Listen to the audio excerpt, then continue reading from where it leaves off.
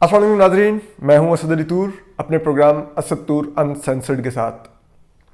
आज हम आपको 3 बड़ी खबरें देंगे। आज हम आपको बताएंगे कि जस्टिस अजमत सईद शेख कौन सी ख्वाहिशात पूरी कर रहे हैं ब्रॉडशीट इंक्वायरी कमीशन के सरबराह बनकर, यक रुकनी कमीशन के, वही मतलब सब कुछ है उस कमीशन के। तो उसके अलावा हम आपको बताएंगे जनरल आसिम सलीम बाजवा जो रिटायर्ड हैं, लेफ्टिनेंट जनरल आसिम सलीम बाजवा, और अभी सीपेक अथॉरिटी के चेयरमैन हैं, वो किस तरह से अपने बेटों के कारोबार में भी हाथ बटा रहे हैं। और इसी तरह हम आपको आज ये भी बताएंगे कि जस्टिस जावेद इकबाल जो चेयरमैन नैब हैं, वो भी क्या कुछ उनके मशागिल हैं, कुछ उस बारे में भी गुफ्तगू करेंगे।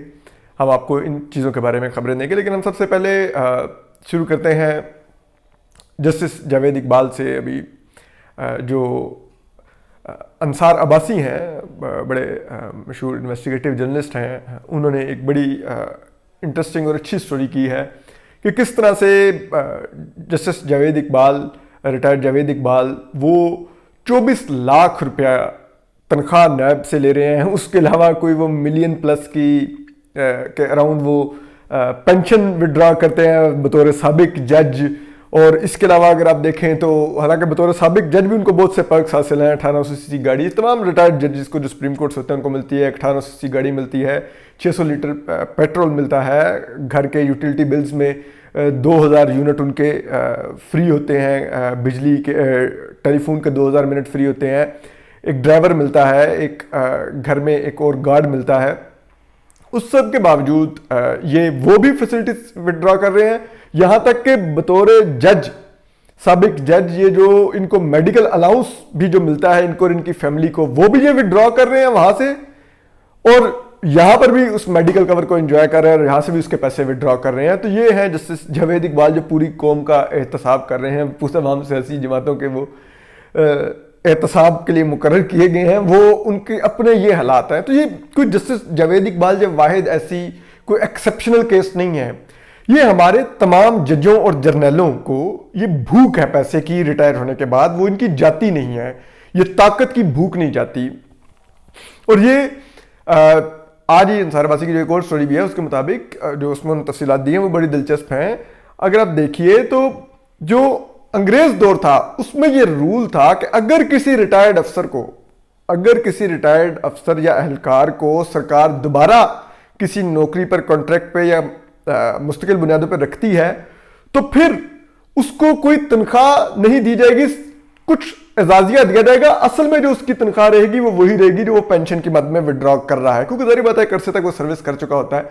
लेकिन हमारे मशहूर आमिर जनरल ज़ियाउल हक साहब आए जो बड़े इस्लामी थे, तो उन्होंने इस्लाम के लिए एक रेफरेंडम भी करवा दिया, मुल्क के अंदर अपनी सदारत के लिए कोई इस्लाम का नाम दे दिया। तो उन जनरल ज़ियाउल हक साहब ने फिर ये भी करप्शन का एक और रास्ता खोला कि उन्होंने कहा कि नहीं, पूरी तनख्वाह उसको अलहदा से मिलेगी और पेंशन भी वो विड्रॉ करता रहेगा। यही मौज उड़ा रहे हैं एयर वाइस मार्शल जो रिटायर्ड हुए हैं, अरशद मलिक साहब अब PIA के चेयरमैन बन के वो भी पैसों में खेल रहे हैं, मौज लगी हुई है। तो ये बड़ी हमारे इदारों में एक भूख है। आप जस्टिस शाकिरुल्लाह जान को देखें, 3 एक्सटेंशन ले चुके हैं NIRC के चेयरमैन के तौर पे, और उनको एक्सटेंशन दिए जा रही हैं। उनकी उम्र देखें, 80 साल के वो लगभग होने वाले हैं। पैसे की भूख नहीं जा रही कि किसी और के लिए ओहदा छोड़ दें, और बतौर साबिक जज भी वो पेंशन विड्रॉ कर रहे हैं, NIRC के चेयरमैन के तौर पे भी पैसे नोट छाप रहे हैं और प्रोटोकॉल्स भी इंजॉय कर रहे हैं। हर दफ़ा वो मतलब उनके बारे में मशहूर है कि वो बड़े अच्छी खुशामद करते हैं। तो वो जो भी चीफ जस्टिस बनता था तो उसके चैम्बर में जाकर रेगुलर उससे हर 2 दिन बाद जरूर एक मुलाकात करते हैं ताकि उनकी नौकरी बची रहे, क्योंकि चीफ जस्टिस ने एक्सटेंशन देनी होती है टेन्योर की। तो हमें एक जरिए ने बताया कि जब जस्टिस साकिब निसार होते थे तो उन्होंने जब आखिरी दिन थे जस्टिस साकिब निसार के, तो वो बड़े फ्रस्ट्रेट फिर रहे थे। उनको उम्मीद थी कि शायद कोई हुकूमत कुछ उनके लिए कुछ एक्स्ट्रा करे, उनको हो सकता है कोई एक्सटेंशन दे या कुछ भी करे। लेकिन जब हुकूमत ने उनका नोटिफिकेशन जारी कर दिया कि अगले चीफ जस्टिस आसिफ सईद खोसा होंगे, तो जस्टिस साकिब निसार, जाहिर बात है जो हमारे एक माशरे का मिजाज है कि वो ताकत की तरफ देखती है और उसी को सलाम करती है, तो सुप्रीम कोर्ट में भी जारी बात है अमला जो होता है जब वो देखता है कि अगले चीफ जस्टिस जो नॉमिनेट हो गए हैं तो फिर वो पिछले चीफ जस्टिस का एक अलामती ही किरदार रह जाता है आखिरी जो चंद हफ्ते होते हैं।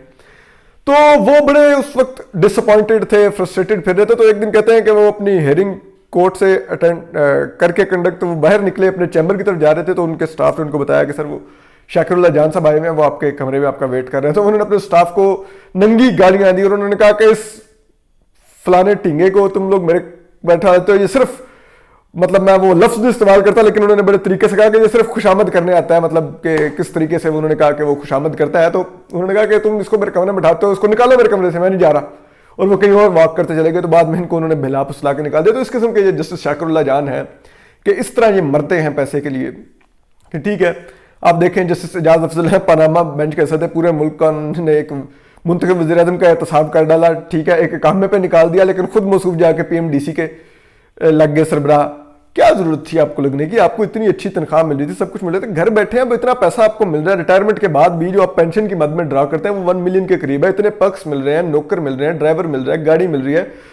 ریٹائرمنٹ کے بعد بھی سرکاری پیٹرول مل رہا ہے, سرکاری گیس مل رہی ہے, سرکاری بجلی مل رہی ہے, سرکاری میڈیکل الاؤنس مل رہا ہے آپ کو اور آپ کی پوری فیملی کو. اور کیا چاہیے آپ کو؟ لیکن نہیں. ابھی آپ دیکھ لیں جسٹس عظمت سعید شیخ جو ریٹائر ہوئے ہیں, وہ بھی بیچارے بھوکے, چیف جسٹس بننے کی بڑی بھوک تھی لیکن نہیں بن سکے, ظاہری بات ہے.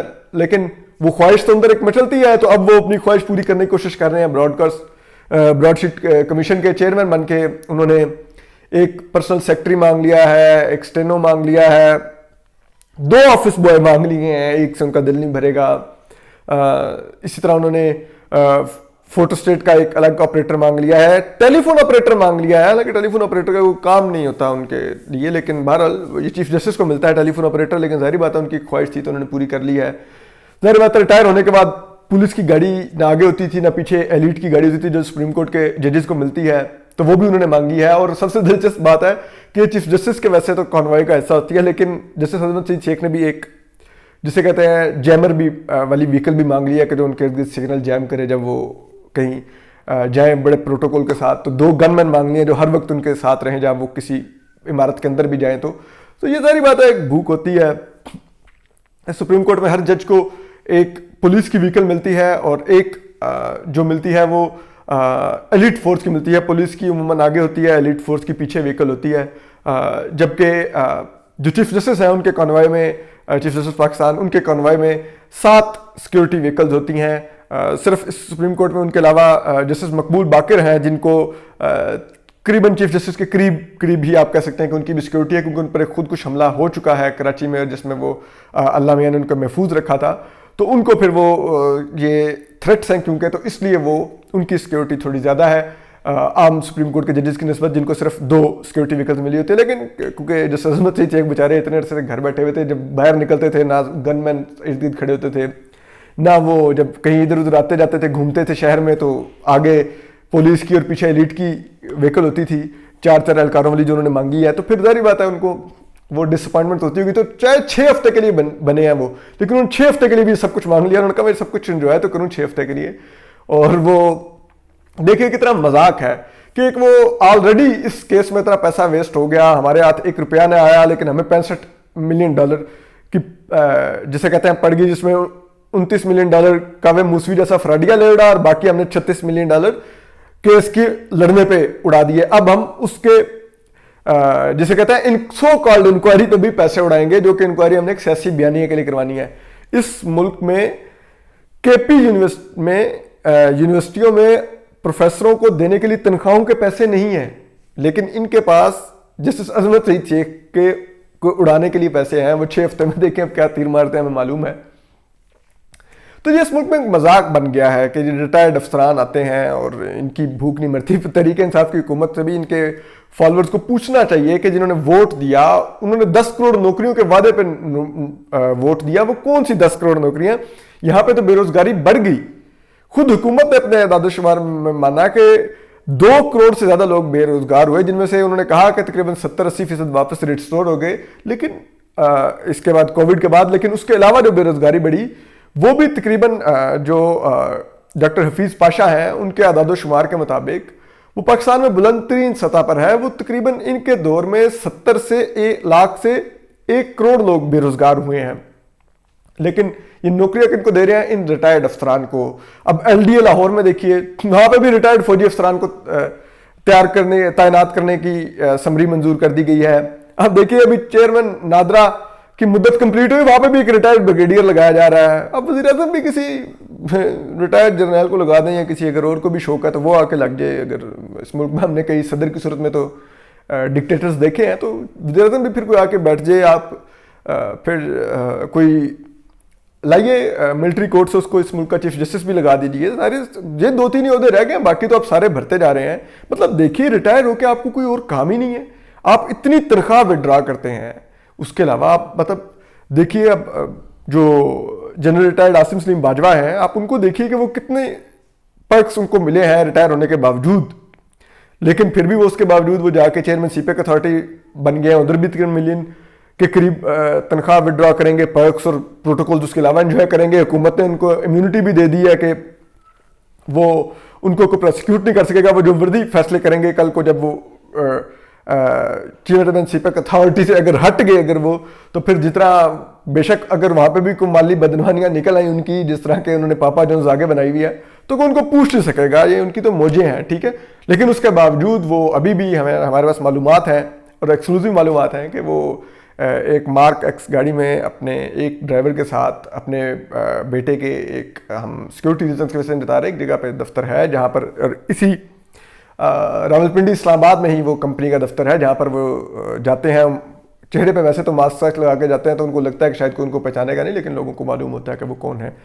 تو وہاں پہ جاتے ہیں, وہاں پہ وقت گزارتے ہیں. چیئرمین سی پیک اتھارٹی بھی ہیں, اپنے بیٹے کے دفتر میں بھی وقت گزارتے ہیں, اور اس کے علاوہ ریٹائرمنٹ کے طور پہ جو پیسے وڈرا کر رہے ہیں وہ اس کے علاوہ ہیں. تو یہ سب کی موجیں لگی ہوئی ہیں اس ملک کے اندر. اگر نہیں لگی ہوئی عوام کی, جو ماؤں کے بچے اتنے ملینز آف روپیز وہ ان پہ انویسٹ کرتی ہیں, پڑھتے ہیں, پڑھ کے یونیورسٹیوں سے نکلتے ہیں, لیکن آگے کوئی نوکری نہیں ہے. نوکری کن کے لیے؟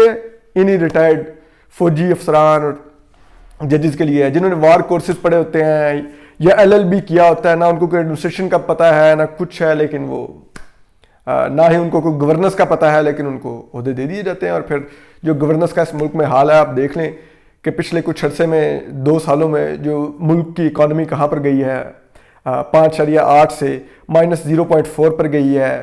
آپ دیکھیے قرضہ ملک کا وہ 2.4 ٹریلین سے 3.7 ٹریلین, مطلب 24,000 کھرب سے وہ 37,000 کھرب پر پہنچایا گیا ہے ان 2 سالوں میں. آپ دیکھیے ایک پاکستانی 1,20,000 روپے کا مقروض تھا. اس تحریک انصاف کی حکومت آنے سے پہلے 71 سال میں 1,20,000 کا ہر پاکستانی مقروض ہوا. ان لوگوں نے 2 سالوں میں ہر پاکستانی پہ 55,000 روپے اضافی قرضہ چڑھا کے 1,75,000 روپے کا اس کو مقروض کر دیا. اور گورننس کے لیے ان کے ٹولز کون ہیں؟ یہی ریٹائرڈ افسران ہیں. اور حالات ملک میں کیا ہیں آپ دیکھ رہے ہیں, لیکن کسی کو اس ملک میں کوئی احساس نہیں, کوئی حیا نہیں. آپ دیکھیں, اور یہ ملک چل رہا ہے اور یہ آگے بھی چلانے کو مصر نظر آ رہے ہیں کہ اسی طرح ملک چلائیں گے اور یہی حال کریں گے اس ملک کا. تو بس ہم تو دعا گو ہی ہیں کہ اللہ میاں کوئی رحم کرے ہم لوگوں پر, ہم عوام پر. میرے جیسے کتنے ہی یہاں پر 22 کروڑ لوگ ہیں جو ان لوگوں کی بے حسی, ان لوگوں کی اختیار اور پیسے کی بھوک کا شکار ہو رہے ہیں. تو ہم آپ کو مزید بھی اپڈیٹس دیتے رہیں گے. اپنا خیال رکھیے, خوش اور سلامت رہیے. اللہ حافظ.